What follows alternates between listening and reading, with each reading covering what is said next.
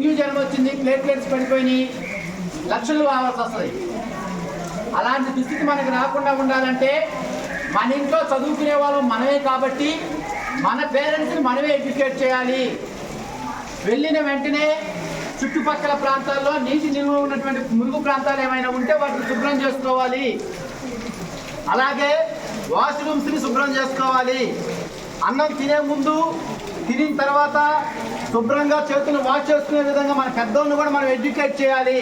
అలా ఎడ్యుకేట్ చేసుకోవడం ద్వారా మనం ప్రశాంతంగా ఉండటమే కాకుండా రోగాల నుంచి మనల్ని మనం కాపాడుకోవటమే కాకుండా మన కుటుంబాన్ని కూడా మనం రక్షించుకోవచ్చు.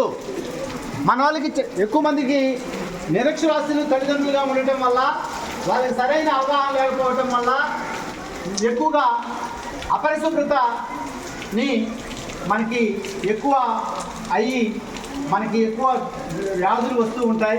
కాబట్టి తెలియనటువంటి తల్లిదండ్రులకి మన ఇంట్లో ఉన్నటువంటి అందరినీ కాపాడుకోవాల్సిన బాధ్యత చదువుకుంటున్నటువంటి మన మీదే ఉంది. కాబట్టి తప్పనిసరిగా మీ తల్లిదండ్రులని మరియు మిమ్మల్ని, మీ పరిసరాలని శుభ్రంగా ఉంచుతూ మనము ఈ వ్యాధులకు బాధ్యత పడకుండా మనల్ని మనం రక్షించుకుంటూ మన యొక్క ప్రయాణాన్ని కొనసాగించవలసిన అవసరం ఉన్నది. కాబట్టి ఈ స్వచ్ఛత పగోడ్ మామూలుగా ఈ కార్యక్రమంలో 15 రోజులు జరుగుతాయి. ప్రతిరోజు ఒక కార్యక్రమం జరుగుతూ ఉంటుంది. అవన్నిటినీ గమనించండి. అవన్నీ కూడా మనకు ఆరోగ్యాన్ని ఇచ్చే కార్యక్రమాలే. తద్వారా ఇక్కడ జరిగిన ప్రతి అంశాన్ని మీ ఇంట్లో చర్చించండి. ఒక 2 నిమిషాలు. ఇంటికెళ్ళంగానే మనం ఏమి పెద్ద పెద్ద పనులు చేయట్లేదు కదా, చిన్న చిన్న పనులు. అమ్మా నాన్నతోటి, అమ్మా ఈ సీజనల్ వ్యాధులు ఎందుకు వస్తాయంటే పరిసర ప్రాంతాలు శుభ్రంగా లేకపోవటం వల్ల, మరీ ముఖ్యంగా మనం విప్పేసిన బట్టలు 2 రోజులు, 3 రోజులు, 4 రోజులు మురగబెడతా ఉంటాం. అక్కడ ఇలాంటి మురగబెట్టే కార్యక్రమంలో నుంచి శుభ్రతలోకి రావాలి.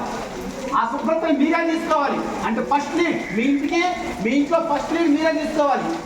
తీసుకొని మీరు శుభ్రం చేస్తుంటే ఏందమ్మా శుభ్రం చేస్తున్నారని వాళ్ళు కూడా అడుగుతారు.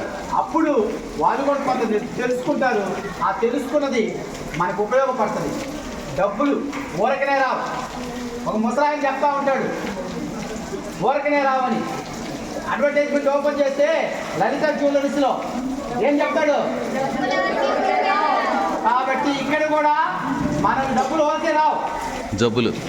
ఆడికి వెళ్తే మాత్రం డబ్బులు వేలలో కావాలి. హాస్పిటల్కి వెళ్తే మళ్ళీ వాళ్ళు చాలామంది హాస్పిటల్కి వెళ్తే ఎక్కువ డబ్బులు అవుతాయి. కాబట్టి లోకల్గా ఉన్నటువంటి చిన్న చిన్న కంపౌండర్లు ఆశ్రయిస్తున్నారు.